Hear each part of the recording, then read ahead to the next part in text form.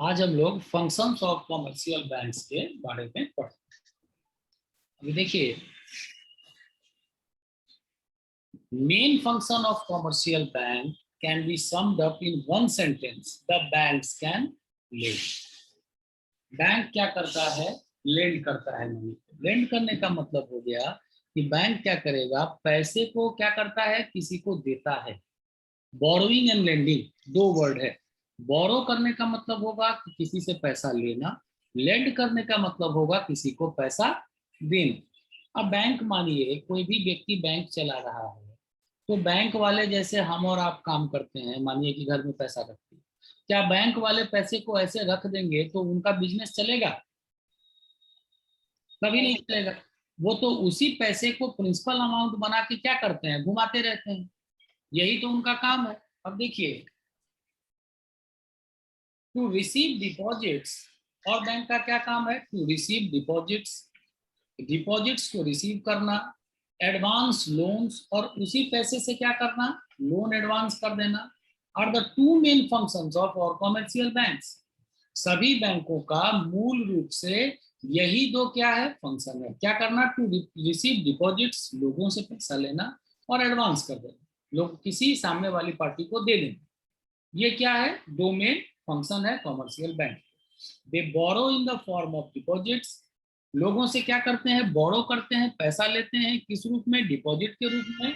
और लेंड कर देते हैं, कर्जा दे देते हैं, किस रूप में? Various types of advances, interest पे। हाँ। और इसके साथ साथ यदि बैंकिंग के हम मेन कामों को देखें तो ये कुछ इस हिसाब से समाप्त किए जाएंगे। पहला क्या है? Accepting deposits. डिपॉजिट को बैंक क्या करता है? एक्सेप्ट करता है। The banks borrow in the form of deposits. Banks borrow करता है, पैसा लेता है, किस फॉर्म में? डिपॉजिट के फॉर्म। डिपॉजिट के फॉर्म में। This function is important because banks mainly depend on the funds deposited by them by the public. The deposit received by the bank may be of the following types. अब देखिए, ये कह रहा है कि bank का main काम क्या है? डिपॉजिट एक्सेप्ट करना। अब डिपॉजिट जो बैंक एक्सेप्ट कर रही है, तो ये बेसिकली बैंक के लिए क्या होगा? प्रिंसिपल अमाउंट हो गया। अच्छा, एक चीज और बताइए पल्लवी, कि जो बैंक पैसा ले रहा है, क्या 100% पैसा वो लेंड कर देगा? नहीं सर, वो कुछ अपने रिजर्व में भी रखेगा। ठीक है, क्योंकि देखिए मेन कस्टोडियन जो होगा, जो बैंक है, इसका मेन काम क्या है? अपने साख को बचा के रखना, टू मेंटेन। क्रेडिट। यदि क्रेडिट नहीं रहेगा तो बैंक क्या हो जाएगा? बैंक का बेसिकली कोई इंश्योरेंस नहीं रहेगा, कोई वो नहीं रहेगा, और लोग इसके पास कभी नहीं आएंगे लेंड करने के। तो कहने का मतलब है कि बैंक में यदि हमने और आपने 100 रुपए डिपॉजिट किए, तो 100 के 100 रुपए यदि हम निकालने जाएंगे तो सरकार को ये बैंक वाले कभी नहीं देंगे। उसके सर्टेन परसेंट को, 10% को वो एक बार में कहेंगे कि ले लीजिए, और 90% पैसे को क्या करेंगे? लेंड कर देंगे। और उस पर क्या करेंगे? कुछ रेट ऑफ इंटरेस्ट, जितना रेट ऑफ इंटरेस्ट हमको और आपको वो पे करेंगे, उससे 1.5 गुने या 2 गुने ज्यादा रेट ऑफ कमा लेंगे, किसी को देंगे पैसा। उनका लाइट बिल है, सैलरी है, स्टाफ खर्चा है, एसी बिल है, लेजर मेंटेन करना है, सारा तो उसी पैसा से कमाना है उसको। तो ये सारा काम क्या करेगा? बैंक वाला करता है। हमसे और आपसे पैसा डिपॉजिट लेगा, उस पैसे का हमको और आपको क्या कहेगा कि सर्टेन अमाउंट आप जब भी मांगने आइएगा, एक सर्टेन अमाउंट बेसिकली हमको और आपको वो दे पाएगा, और बाकी सारा पैसा वो कहीं ना कहीं लेंड कर देगा। ये बेसिकली बैंक का काम क्या है? मेन बिजनेस है। अब जब हम एक्सेप्टिंग डिपॉजिट्स की बात करेंगे, तो बेसिकली डिपॉजिट्स को हम कई भागों में बांटने की कोशिश करेंगे। पहला डिपॉजिट क्या होगा? डिमांड डिपॉजिट और करेंट अकाउंट डिपॉजिट। इसी को बोलते हैं सर ना, डिमांड डिपॉजिट को ही। अकाउंट दो टाइप का होगा, current account, saving account, CASA जिसको बोला जाता है, ध्यान रखिएगा। करंट, सेविंग और फिक्स्ड इसी में आएगा। करंट और अकाउंट दो ही टाइप का होगा, कासा। कास्ता, अच्छा, करंट अकाउंट और सेविंग अकाउंट, अच्छा। हाँ, current account and saving account. तो डिपॉजिट्स भी जो होंगे करंट अकाउंट डिपॉजिट और saving account deposit. Current account कौन खुलवाता है? कोई बैंक वाला, ये सॉरी, कोई बिजनेस वाला है, कोई फर्म वाला है, उसको पैसे की जरूरत पड़ती है, कितना भी पैसा मानिए कि आ गया तो करोड़ों रुपया रख दिया, फिर अगले दिन जरूरत पड़ गया तो उसमें से 50 लाख रुपया निकाल भी लिया। इस टाइप का जो भी अच्छा, कोई काम करेगा उसको कहते हैं करंट अकाउंट। ये कोई बिजनेसमैन खुलवाता है, मेनली ध्यान रखिएगा, करंट अकाउंट कौन खुलवाएगा? बिजनेसमैन खुलवाएगा।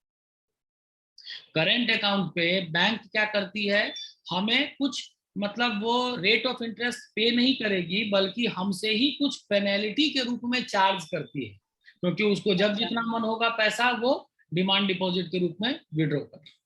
क्योंकि सर इस पे बैंक ज्यादा कमा भी तो नहीं सकती है ना इस पैसे पे, क्योंकि ये लंबे टाइम के लिए तो उसके अकाउंट में रहेगा नहीं, कभी भी निकल जाएगा। बिल्कुल, तो करंट अकाउंट पे कोई भी, ध्यान रखिएगा, रेट ऑफ इंटरेस्ट पे नहीं किया जाता है। बैंक वाले या जो सॉरी करंट अकाउंट होल्डर जब चाहे जितना चाहे पैसा वो निकाल सकते हैं। इस दूसरा पे है, इस पे जो जमा करने वाला आदमी है वही कुछ इंटरेस्ट बैंक को पे हाँ, करता है। बैंक को पे करता है। डिपॉजिटर जो है ही pays some amount to the bank, ठीक। और दूसरा है saving account. Saving account basically हमारे और आपके ऐसे आदमी खुलवाते हैं जो कि अपने बचत को उसमें डालना चाहते हैं। बचत खाते जी, पे सरकार मिनिमम रेट ऑफ इंटरेस्ट पे करती है, एनुअली या हाफ ईयरली। देखते होंगे साल भर में जो पैसा रखते हैं 200 रुपया 300 रुपया आ जाता होगा इंटरेस्ट के रूप में, तो वो क्या देता किसमें है? वो सर? सर वही सेविंग सेव, अकाउंट रहता है, नवंबर के आसपास में चेक करिएगा, वो देता है 200 400 500 रुपया वो पे कर देता है। तो सेविंग अकाउंट पर बेसिकली सरकार, ये बैंक वाले कुछ ना कुछ हमें और आपको क्या करते हैं, तो मतलब एनुअली और हाफ ईयरली पैसा देते हैं। तो पहला डिपॉजिट क्या हो गया? डिमांड डिपॉजिट और current. Demand deposit. Demand deposit इसको क्यों कहते हैं कि जब जो बोरोवर है, जो लेंडर, सॉरी, जो मतलब पैसा देने वाला है, वो जब जी चाहे सर। जितना पैसा वो निकाल ले। दूसरा है फिक्स डिपॉजिट और टाइम डिपॉजिट।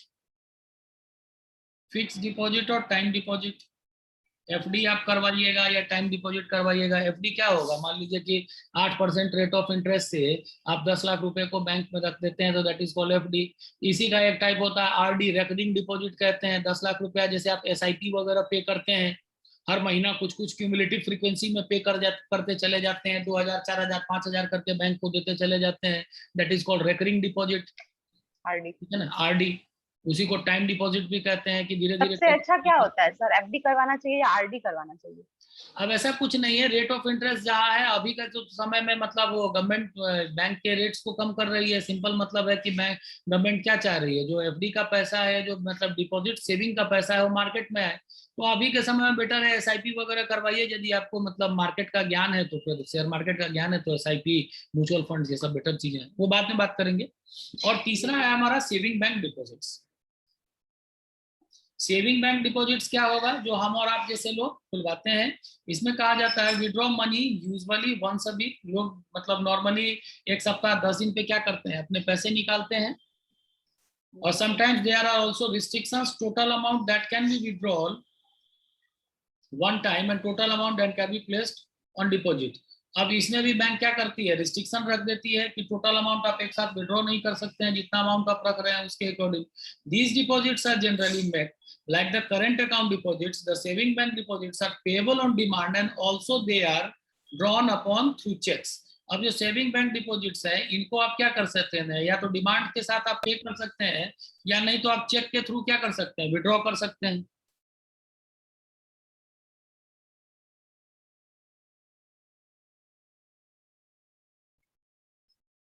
और दूसरा काम सरकार का क्या है, एडवांसिंग लोन। जो पैसा आ रहा है उसको सरकार क्या करेगी, ये 3 टाइप के डिपॉजिट्स होंगे। करंट अकाउंट डिपॉजिट हो गया, सेविंग अकाउंट डिपॉजिट हो गया, और एफडी या आरडी हो गया, ठीक है। FD, RD. हाँ, इन तीनों के पैरेलल में गवर्नमेंट क्या करिए, बैंक क्या करेगी, एडवांस करेगी लोन को। अब लोन के लिए भी, अब ऐसा तो नहीं है कि लाइन में हमेशा 10 आदमी खड़ा रहता है बैंक के पास भी कि भैया हमको लोन दो, हमको लोन दो, हमको लोन दो, इस तरीके का भी सिस्टम नहीं है। जी सर। तो इसके लिए भी कुछ प्रोसेसेस हैं, इसको देखिए। The another function of bank is to give loans to other. जो दूसरा काम है बैंक का, ये क्या है, लोन्स टू अदर, दूसरे को लोन देगी। If the bank does not lend the deposited money to the others, how can it pay the interest to depositor और डिपॉजिटर्स। हमसे और आपसे जो मतलब जिस कथन पे बैंक यदि पैसा ली है कि आपको हम 2% देंगे, 4% देंगे या 10% देंगे, और यदि बैंक क्या करेगी, उस पैसे को कहीं मार्केट में घुमाएगी नहीं, तो हमारे और के पैसे को रिटर्न कैसे पे करेगा। इसीलिए बैंक क्या करता है, banks give loan to the businessman and the firms usually for short periods only. मैंने आपको बताया था कैपिटल मार्केट मतलब मनी मार्केट दो टाइप का क्या होगा, short term and long term. ये देखिए वर्ड यूज आ गया, शॉर्ट टर्म पीरियड्स। ये देखिए for short term period word use आ गया। मैंने आपको बताया था कि मतलब मनी मार्केट को बेसिकली हम दो सॉरी पूरे के पूरे फाइनेंशियल मार्केट को हम दो भाग में बांटेंगे, मनी मार्केट और कैपिटल मार्केट। मनी मार्केट क्या होगा, मनी मार्केट कैपिटल, और कैपिटल मार्केट शॉर्ट टर्म के फॉर लॉन्ग टर्म लिए, loans. Money long term. Market, हाँ कैपिटल मार्केट लॉन्ग टर्म के लिए, और मतलब मनी मार्केट शॉर्ट टर्म के लिए। शॉर्ट टर्म क्या, अप टू 1 ईयर 364 दिन, और 364 दिन के बाद आप 20 साल 25 साल 40 साल 50 साल जितने दिनों के लिए लोन उठाइएगा, वो कहां से उठेगा, कैपिटल मार्केट से। कैपिटल मार्केट मतलब शेयर मार्केट, वहां से आप क्या अप टू करिएगा, 365 डेज, क्या, अप टू 365 डेज ना सर, हाँ अप टू शॉर्ट टर्म के 365, लिए। 1 ईयर, 1 ईयर ओनली 1 ईयर। ये देखिए ये वर्ड भी यहाँ पर आ गया, firms can only for short period only. This is so because the bank must keep itself ready to meet the demands of people who have deposited money for the short period only. अब ये ऐसा इस वजह से होता है क्योंकि पैसा जमा करने वाले कौन है, हमारे और आपके हाउस होल्ड्स हैं। हम लोगों को कभी भी जरूरत पड़ सकती है, शादी ब्याह मुंडन उपनयन, घर बनाना फलाना ठिकाना, लोग तो बैंक के ही पास जाते हैं, है ना। तो इस कंडीशन में शॉर्ट टर्म के लिए हम बैंक के पास जमा करेंगे, और हमारा आपका पैसा लेके मानिए बैंक वाला फरार हो गया या घूम रहा है कहीं मार्केट में दूसरे को पैसा देके, तो चल गया यार। तो हमारी भी डिमांड्स है उसको बैंक को पूरा करना है, तो 100% तो जल्दी बैंक देगा नहीं। तो क्या करता है, पार्ट वाइज में देगा कि हाँ 10% ले लीजिए, 20% ले लीजिए, बाकी पैसे से वो क्या करता है, शॉर्ट टर्म के लिए बिजनेस करता है, कहीं कमाता है। यही पूरा सिस्टम तो क्या है, पहले के जमाने में चेटियार ये काम करते थे, सेठी वगैरह साहूकार, और आज के डेट क्या हो गया, साहूकार, बैंकिंग सिस्टम, फाइनेंशियल इंस्टीट्यूट। ठीक है।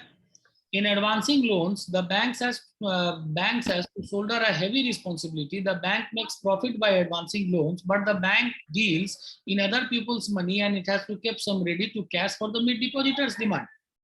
क्योंकि डिपॉजिटर जो है उसका भी कैश है, और उसके डिमांड को भी पूरा करने के लिए बैंक को हमेशा तैयार रहना पड़ता है। Hence, a great care has to exercise by the matter of lending and keeping resources. इसीलिए बैंक को हमेशा lending और keeping के रिसोर्सेस के लिए तैयार रहना पड़ता है। बैंक क्या करता है, एक फाइन बैलेंस बनाने का काम करता है लिक्विडिटी और प्रॉफिटेबिलिटी के बीच में। If it keep its assets into two liquid form, it loses profit, और ज्यादा प्रॉफिट यदि मतलब ज्यादा से ज्यादा पैसा बांट दिया, जरूरत से ज्यादा लेंड कर लिया, तो हो सकता है उसको प्रॉफिट ना हो। तो इस तरीके से चीजें वो कर भी नहीं पाता है। अब दूसरे तरीके से वो कैसे करता है, अलाउइंग ओवरड्राफ्ट। बैंक्स किस हिसाब से लोन को करेगा, तो ओवरड्राफ्ट को अलाउ करके। ओवरड्राफ्ट क्या होगा, मतलब जैसे कि एक ड्राफ्ट बना, अभी क्रेडिट कार्ड सिस्टम है, क्रेडिट कार्ड क्या है, ओवरड्राफ्टिंग ही तो है। यदि आपका बैंक के साथ क्रेडिट अच्छा है तो उतना का वैल्यू का आपको मतलब दे दिया जाएगा, फिर उतना 2 लाख रुपए या 3 लाख रुपए का आपके पास मान लीजिए क्रेडिट कार्ड है, तो आप क्या कर सकते हैं, अपने बैंक के मतलब उसके क्रेडिट कार्ड ऐसे ही नहीं जारी कर देती है बैंक, उसके पीछे आपका बैंक हर काम करेगी, उसके पीछे आपका कहीं ना कहीं डिपॉजिट होगा बैंक के साथ, वेदर दैट इज मतलब एफडी और आरडी किसी टाइप का होगा, या मान लीजिए कि आपका मतलब सेविंग अकाउंट होगा, करंट अकाउंट होगा, कुछ ना कुछ बैंक के पास आपका एसेट होगा। उसी के एवज में सब बैंक्स क्या करते हैं, क्रेडिट कार्ड डेबिट कार्ड ये सब चीजें जारी करती हैं। डेबिट कार्ड में क्या होगा, ओवरड्राफ्ट की फैसिलिटी नहीं होती है, ओवरड्राफ्टिंग की फैसिलिटी नहीं होगी। ओवरड्राफ्टिंग की फैसिलिटी किस पे होगी, क्रेडिट कार्ड पे ओवरड्राफ्टिंग की फैसिलिटी होती है। ओवरड्राफ्टिंग क्या है कि बैंक आप यदि बैंक के वैल्यूएबल कस्टमर हैं, समय पे चीजें रिटर्न कर दे रहे हैं, तो आपके क्रेडिट को देखते हुए बैंक क्या करेगी, आपको ओवरड्राफ्टिंग अमाउंट का होगी, वो सर्टेन अमाउंट होगा। तो यही सर ये हो सकता है क्या कि अगर मान लीजिए 1000 रुपए का बैंक हमको एक ओवरड्राफ्ट दे रही है, लेकिन हम 1200 का कर लिए खर्च, लेकिन मेरा वो प्राइम मेंबर है हम बैंक के, अच्छे नहीं मतलब नहीं मेरा होगा, वो है। जितना ओवरड्राफ्ट उसके लिए आपको बैंक के पास जाकर के करवाना होगा, बिना बैंक के पास गए ये चीजें पॉसिबल नहीं। वो 1000 रुपए तक का यदि आपको छूट है तो 1000 रुपए तक के ही आप काम कर सकते हैं, उससे 1 रुपया ज्यादा के लिए आपको बैंक के पास जाकर के अपना क्रेडिट रेशियो वगैरह चेक। अब बैंक किस हिसाब से लेंड करेगी, तो क्या करती है, ओवरड्राफ्ट कर देती है, कैश क्रेडिट लोन दे देती है किसी को कैश के रूप में, या क्रेडिट के रूप में किसी को लोन के रूप में दे देगी। अब ये क्रेडिट कार्ड सिस्टम इस पर भी बेस्ड है। बेसिक प्रिंसिपल क्या है, ओवरड्राफ्ट का प्रिंसिपल है, लेकिन क्रेडिट कार्ड बेस किस पे होता है, कैश क्रेडिट लोन पे। या तो आपको कैश के रूप में लोन दे देगी, या तो आपको क्रेडिट के रूप में लोन दे देगी। एक प्लास्टिक कार्ड पकड़ा दिया, कहा कि हाँ आप काम कर लीजिए, हम पे कर देंगे, और इतने % रेट ऑफ इंटरेस्ट के साथ आप साल भर में हमको पे करते चले जाइएगा। तीसरा क्या करेगी, डिमांड लोन्स पे कर देगी बैंक। अब ये किसको देगी, हाँ ये किसको देगी, bank, by those loans which can be record on the demand by the bank any time. Demand loan क्या होगा कि मानिए ऐसे लोगों को पैसा दे देती है बैंक, और उसको किसी भी समय क्या कर सकती है, रिकॉल कर सकती है बैंक। भाई किसी आदमी को तगदा कर दिया, मान लीजिए कि बैंक से किसी को जरूरत हुआ, अच्छा कस्टमर है, और मान लीजिए कि 10 लाख रुपए की जरूरत पड़ गई, तो मैनेजर क्या करता है, उसको 10 लाख रुपए प्रोवाइड करवा देता है। उसके लिए कोई सर्टेन फिक्स टाइम नहीं रहता है कि इतने दिन के बाद ही देना, ये करना है। अब वो भी मान लीजिए इंडस्ट्रियलिस्ट है, दे दिया, फिर आकर के उसने पे कर दिया, 2 दिन 4 दिन 5 दिन 10 दिन में आकर के पे कर दिया। इस टाइप की चीजें होती है डिमांड लोन्स में। इसके बाद होगा short term loans. Short term loans को क्या कहते हैं, पर्सनल लोन कहते हैं, home loan, car loan, mobile loan, computer loan, इस तरीके की जो चीजें होंगी इनको क्या कहते हैं, शॉर्ट टर्म लोन्स कहते हैं। ठीक है। और जो मेन चीज है, डिस्काउंटिंग बिल ऑफ एक्सचेंज और हुंडीज, इसको समझिए। डिस्काउंटिंग बिल, ईएमआई यही हो गया क्या sir, short term loan? EMI यही हो गया शॉर्ट टर्म लोन्स।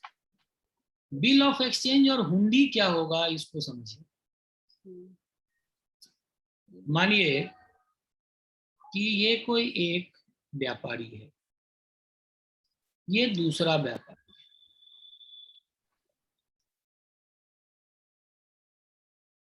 ये दोनों आपस में ट्रेड करते हैं। अब मानिए कि ए यदि बी को कुछ सामान बेच रहा है, और बी ए से कुछ चीज परचेज कर रहा है, और बी के थ्रू चीजें मार्केट में उतर रही। मार्केट इधर मानिए ये मार्केट।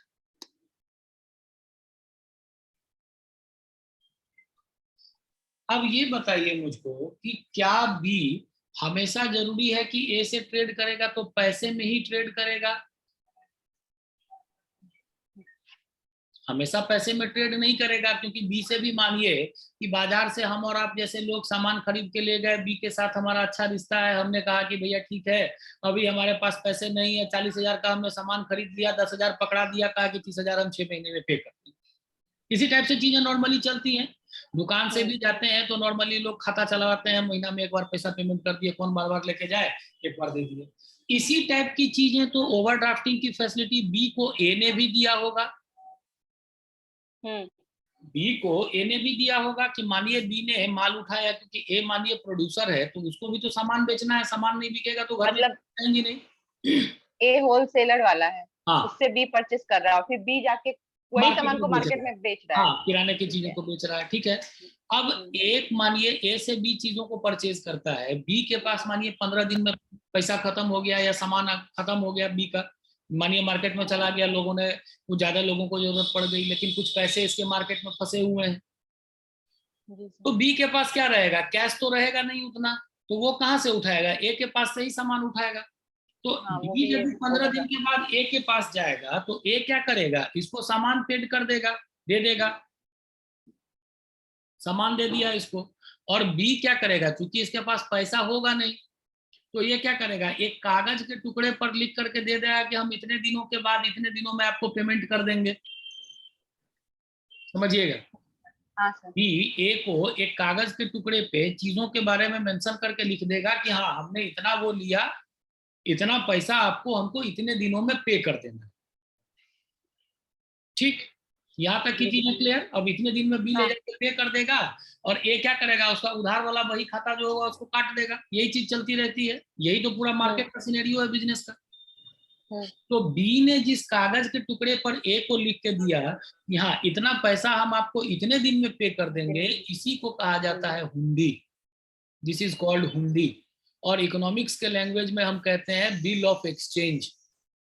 क्यों? क्योंकि ए के पास क्या है, ए के पास से सामान निकल गया, बी के पास में क्या है, सामान आ गया, और बी ने भी इसको पैसे तो दिए नहीं है, क्या केवल क्या दिया है, एक फिजिकल कागज का टुकड़ा पकड़ा दिया है जिसको लिखा है कितने दिनों में हम आपको पेमेंट कर देंगे। बिल ऑफ एक्सचेंज इसी को कहा जाता है, या नॉर्मल लैंग्वेज में हुंडी कही जाती है, या बिल ऑफ एक्सचेंज कहा जाता है इकोनॉमिक्स के लैंग्वेज। चीजें यहाँ तक क्लियर? अब ए क्या करेगा, ए के पास क्या है, ए के पास तो पैसा आया नहीं है, सामान भी बिक गया, उसके जगह पे क्या है, कुछ कागज के टुकड़े पड़े हैं। हाँ। अब ए भी होलसेलर है, इसको भी कहीं से सामान लाना है, कंपनी वाले से सामान लाना है, तभी तो ए के पास सामान आ रहा है। ए को क्या करना पड़ेगा, कंपनी को पे करना पड़ेगा पैसा। इसके पास तो पैसा के नाम पर क्या है, केवल कागज के टुकड़े पड़े हैं। तो ए क्या करेगा, इसी बिल ऑफ एक्सचेंज को या हुंडी को क्या करेगा, बैंक के पास जाकर के क्या करेगा, डिस्काउंट कराएगा, बट्टा कराएगा। बट्टा कैसे कराएगा कि बैंक यहाँ पर मीडियम बनेगा, मीडिएटर का काम करेगा। ए के इन फिजिकल कागजों को रख करके ए के एवज में क्या करेगा, जहां से ए सामान लेगा कंपनी से, उसको पेमेंट कर देगा बैंक अपने तरफ से। और ए को जब ये बी वाले, सी वाले, इस तरीके के जो लोग हैं ये पेमेंट करेंगे, तो ए क्या करेगा, इस हुंडीज को ले जाकर के जो बैंक के पास रखा है वहां पर पैसा दे देगा, और कुछ मिनिमम प्राइस डिस्काउंट पे बैंक अपना कमीशन काट के ए को फिर इन हुंडीज को वापस कर देगा। इसी प्रोसेस को कहा जाता है डिस्काउंटिंग बिल ऑफ एक्सचेंज और हुंडीज। जी सर। चीजें क्लियर? जी सर, समझ गए। इसके बाद और काम क्या करेगा? लेकिन सर ये ए और बी है, जितने भी लोग हैं, ये चेंज चल रहा है, तो बैंक की नजर में ये मतलब इन लोगों का क्रेडिट अच्छा होगा तभी ना बैंक उसके बिल्कुल कागज बिल्कुल के। व्यापारी को देती है, भगोड़े को थोड़ी ना कोई पैसा देता है, व्यापारी है तो इसी तरीके से बैंक काम करता है। इसके बाद बिल बैंक क्या करेगा कि ट्रांसफर मनीज में bank transfer money from one place to another for their customers. अब आप ही का पैसा आप मुझको पेमेंट करिएगा, तो क्या करेगा, आप तो बैंक के ही भले ही एनईएफटी करिएगा, लेकिन मेरा भी बैंक में खाता है, बैकेज में, और बैंक में आपका भी बैंक का खाता होगा, अपने खाते से ही तो भेजिएगा मेरे खाते में। तो बैंक क्या करता है, एक जगह से दूसरे जगह पे अपने कस्टमर्स के पैसे को भी ट्रांसफर करता है। Banks remain the funds of the people by meaning of bank draft और चेक। हो सकता अभी तो मानिए कि मतलब आरटीजीएस एनईएफटी का कंसेप्ट है, लेकिन जब ये आरटीजीएस और एनईएफटी नहीं था तो उस समय कैसे पैसा आता था, बैंक ड्राफ्ट और चेक के थ्रू। आप क्या करते थे, मान लीजिए कि आपको कहीं घूमने जाना है, वहां पे आपको पैसे की जरूरत पड़ेगी, या अभी भी देखते हैं ना कि एग्जाम वगैरह में डिमांड ड्राफ्ट वगैरह बनवाना पड़ता है, तो आप क्या करते हैं, या तो मान लीजिए कि किसी को पैसा आपको देना है, तो अब तो मानिए कि गूगल पे वगैरह से चीजें बहुत सिंपल है, नहीं तो पहले क्या था, आप चेक काट के देते थे, रहता था चीज। नहीं तो 50,000 1 लाख का आप डिमांड ड्राफ्ट बनवा लीजिए, डिमांड ड्राफ्ट लेके चले जाइए बैंक में जमा कर दीजिए, धीरे धीरे करके वो उसी का दूसरा ब्रांच आपको पेमेंट कर देगा कुछ परसेंट कमीशन काट के। इससे भी बैंक पैसा कमाता है। और इसके अलावे बैंक के ढेरों काम है, मिसलेनियस फंक्शंस हैं जिससे बैंक है। जैसे बैंक के पास लॉकर होता है जिसमें आप अपनी चीजों को सेफली रख सकते हैं, वैल्यूएबल गोल्ड्स रख लीजिए, प्रॉपर्टी के कागज रख लीजिए, सारा काम बैंक कर देगा। सोना वगैरह पे भी लोन देता है, गोल्ड जो भी वैल्यूएबल्स हैं कस्टमर्स के, उनको आप सेफ कस्टडी में रख दीजिए।